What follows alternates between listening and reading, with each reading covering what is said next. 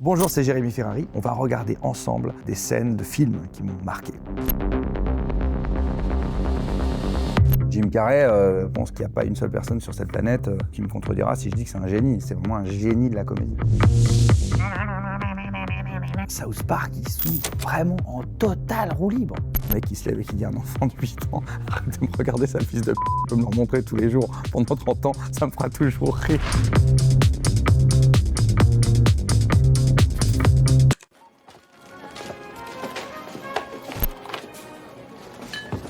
Jacqueline. Alors ma poule, on a la moule qui coule. Je vous demande pardon? Non, c'est moi. Y a pas le prix là-dessus. On demande à un magasinier pour vérifier le prix de Vachicline. Je répète, vérification de prix au rayon pharmacie concernant Vachicline. Ce film, je l'ai vu, j'étais petit. Je ne sais pas du tout si j'avais 12 ans ou 20 ans, mais c'était il y a un moment quand même. De toute façon, il est sorti quand ce film? 2000, voilà. Donc, 2000, j'avais 14 ans, j'ai dû le voir à ce moment-là. J'ai dû le voir à ce moment-là, je pense. J'ai dû le voir dans les années 2000. Mais moi, j'ai vu tous les Jim Carrey. Je suis très, très... Ça, c'est un truc que je n'ai pas beaucoup dit en interview, je ne pense jamais à le dire, mais j'adore Jim Carrey.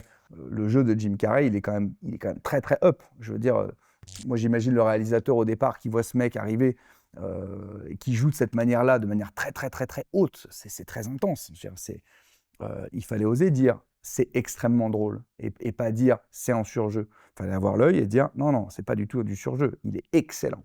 Et il fallait lui donner cette place. Et à partir du moment où il y a un réalisateur qui lui a donné cette place, il a pris toute la place. Jim Carrey, je pense qu'il n'y a pas une seule personne sur cette planète qui me contredira si je dis que c'est un génie. C'est vraiment un génie de la comédie.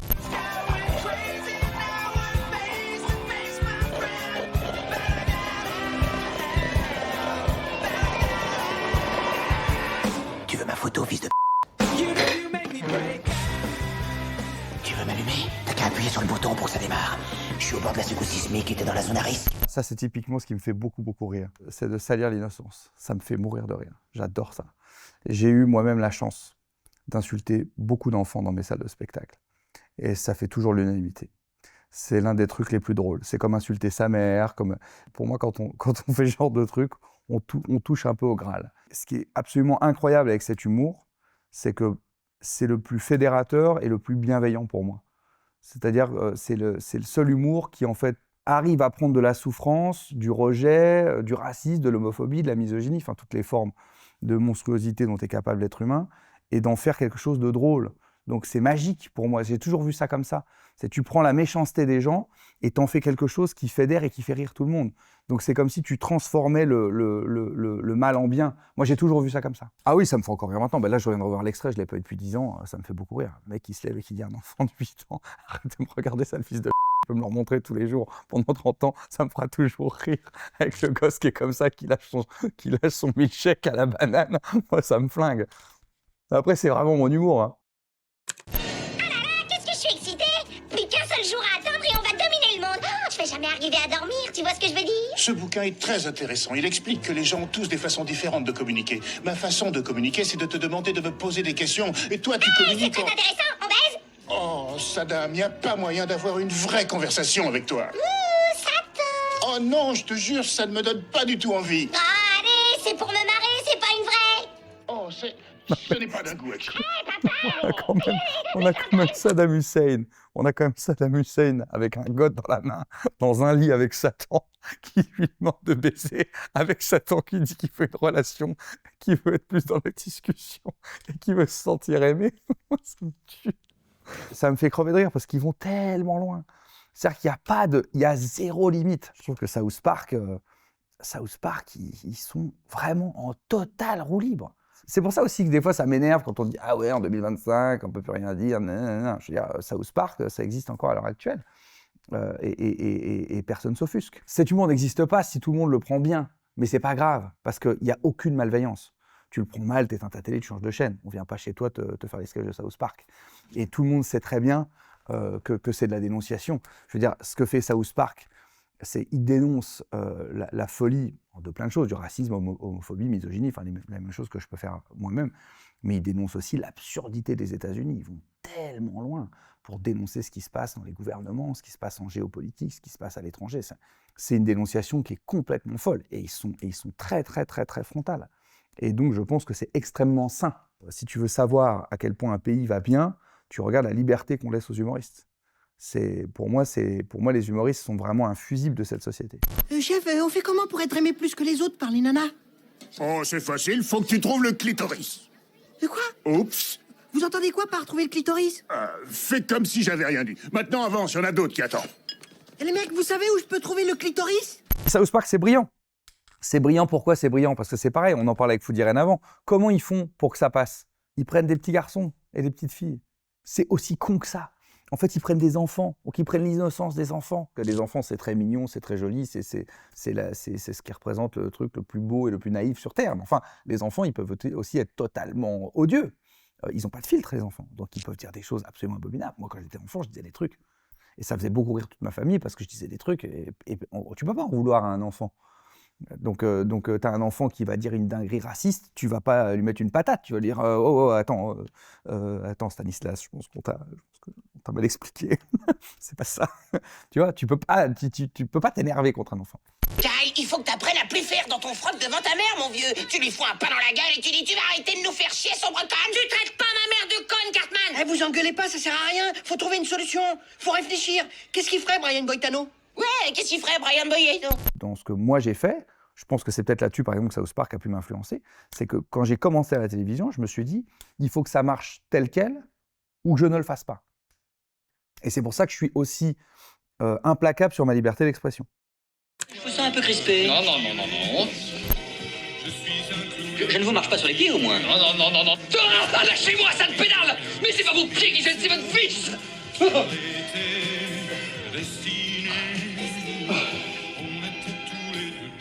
Oui. Excusez-moi. Excusez-moi, je ne sais pas ce qui m'a pris. Je suis sorti de mes gonds. Le Père Noël est une ordure, c'est un film cultissime. J'ai voulu revoir cet extrait spécifique parce que j'ai eu la chance, il n'y a pas très longtemps, grâce à Baptiste Le Caplin, de déjeuner avec Christian Clavier. Il est venu nous voir sur la tournée du Trio et on reparlait de cette scène-là. Il nous expliquait qu'il devait même se balader avec des gardes du corps parce que à cette époque, se balader comme ça en femme dans la rue et tout, il se faisait un peu emmerder dans la rue et tout, c'était un peu mal pris. Et c'est typiquement pour moi un truc très beau dans l'humour qui se passe là, c'est-à-dire qu'il y a Thierry Lhermitte qui essaie de se retenir puis qu'on peut plus, puis qui finit par dire « Allez, ça pédale !» et tout. Et en même temps, c'est ça qu'on ressent dans le film, c'est pour ça que personne ne crie au scandale, c'est parce que c'est Katia, je crois, le personnage qu'interprète Christian Clavier. On arrive à avoir beaucoup d'empathie pour ce personnage qui est très seul, qui souffre du regard des autres, qui souffre d'un manque d'affection, d'un manque d'amour et tout. Et on arrive à la fois à exprimer la souffrance de ce personnage et à la fois à nous faire rire en poussant le bouchon de l'humour noir, encore une fois, et puis qui fait sale pédale, etc. Donc là, tout à coup, tu fais rire des millions de gens et tu focuses ces millions de gens sur la souffrance de quelqu'un, en les faisant rire. Alors que si tu focuses juste sur la souffrance, sans les faire rire, peut-être ces millions de gens ne s'y intéressent pas. Et là, tu permets de mettre un focus là-dessus. Donc pour moi, c'est du grand art, ça, en termes d'humour. Tout le film, hein, pas spécifiquement cette scène, je suis pas gueudin. M'approche pas, tête de nœud. Je vais revenir illico à la maison, toi. Brosse pas le cul. Je reviendrai jamais au taudis à René. Tu vas venir préparer la bouffe pour le réveillon. Qu'est-ce que c'est que ça? Passe, vite. Tu vas te calmer.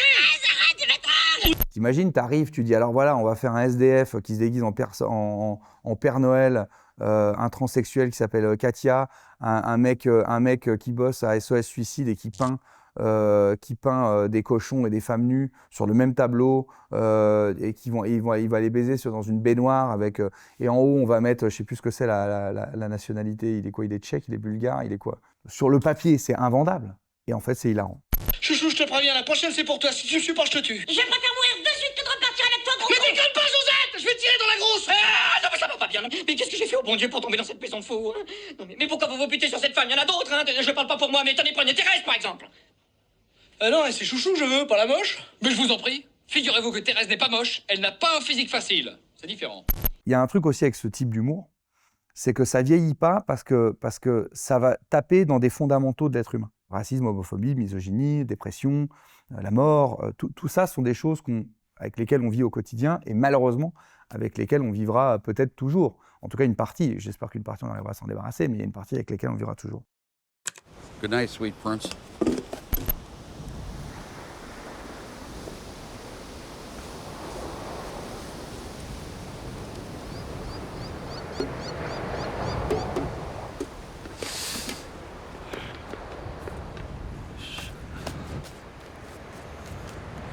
Oh shit, dude, I'm sorry. Goddamn wind. Fuck. God damn it, Walter. You fucking asshole. Dude, I'm sorry. It's a fucking travesty with you, man. I'm sorry, it was an accident. That shit about Vietnam. Alors The Big Lebowski, c'est pour moi c'est un des films les plus drôles de l'histoire du cinéma. Ce qui est assez intéressant avec ce film, c'est qu'ils n'aident pas le spectateur à rire avec la réalisation. Ce que je veux dire par là, c'est que tu as plein de petites astuces pour faire comprendre aux gens qu'ils doivent rire. Un cut, un changement de plan, on te donne des codes pour te dire c'est maintenant que ça va être drôle, en gros. On fait monter la sauce. Les frères Coen, ils font pas du tout ça dans le film. Ils cherchent pas le rythme, ils cherchent pas un rythme humoristique, ils laissent comme ça. Tu vois, quand par exemple le Duc répond, c'est un peu long. Tu vois, dans une comédie actuelle, ce que tu ferais, c'est que le gars commence à lui faire « Oh putain, désolé, mais pourquoi tourne à la bouffonnerie avec toi? Putain, je suis désolé, arrête, laisse-moi tranquille. » Tu vois, tu vas le monter comme ça. Lui, il n'a pas fait ça. Il y a un long silence. Il dit « Mais putain, mais pourquoi tout tourne à la bouffonnerie avec toi ?» Et il y a un espèce de grand silence comme ça. Tu vois, et les frères Coen, sur tout ce film-là, mais même les autres, ils n'aident pas le spectateur. Et c'est moi ce qui me fait beaucoup rire. Parce que du coup, ça me surprend.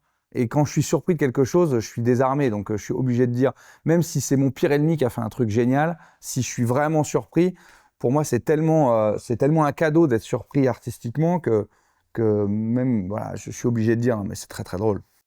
And that's the dude in Los Angeles. And even if he's a lazy man, and the dude was most certainly that, quite possibly the laziest in Los Angeles County, which would place him high in the running for laziest worldwide. Tu comprends le culte qu'il y a eu autour du personnage de The Dude? Ben oui, parce qu'il représente un mec qui, sur le papier, a donc raté sa vie, puisqu'il est seul, sa femme, elle s'est barrée, il vit dans un appart de merde, il n'a pas de salaire, il n'a pas de boulot, etc. Et il est ultra heureux. Pas d'ambition, pas d'objectif, pas de projet, pas l'intention de s'en sortir.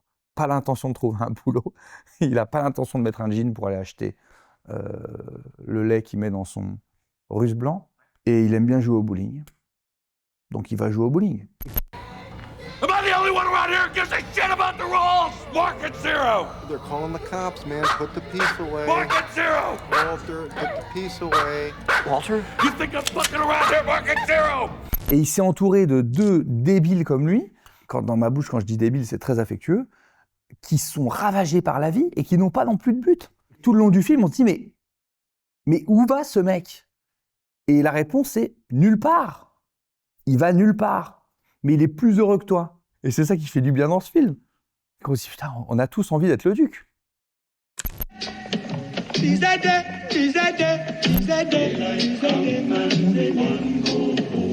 A beautiful bunch, a ripe banana. Hide the deadly black tarantula.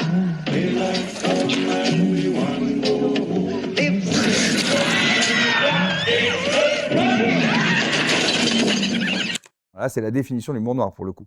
On est vraiment sur, on va se moquer de la mort, on va se moquer du suicide, on va se moquer de tout ce qui existe. Là, ils font tout, eux, pour le coup, ils y vont à fond. Et c'est pareil, ça casse quand même bien les codes parce qu'ils te montrent un petit couple tout mignon et ils te les envoient dans une rivière en bagnole dès le début du film. Tim Burton, lui, il joue, il cherche pas l'efficacité du rire, il cherche le divertissement, mais il veut quand même aussi de temps en temps te faire un peu peur, il veut aussi de temps en temps amener une émotion un peu dark. Enfin, il aime ça, il aime le côté sombre. Il me fait penser un peu à Dali, moi. Tu vois, si Dali avait réalisé des films, je pense qu'il aurait fait du Tim Burton. Dans les couleurs, dans les formes. Il a inventé un monde en déformant le nôtre. Quand j'étais petit, j'étais très obsédé par la mort et il y avait un côté... c'était chouette d'imaginer la mort comme ça, quoi. Tu vois ? Se dire qu'en fait, c'était peut-être ça la mort. Putain, si c'est ça, c'est vraiment cool, quoi.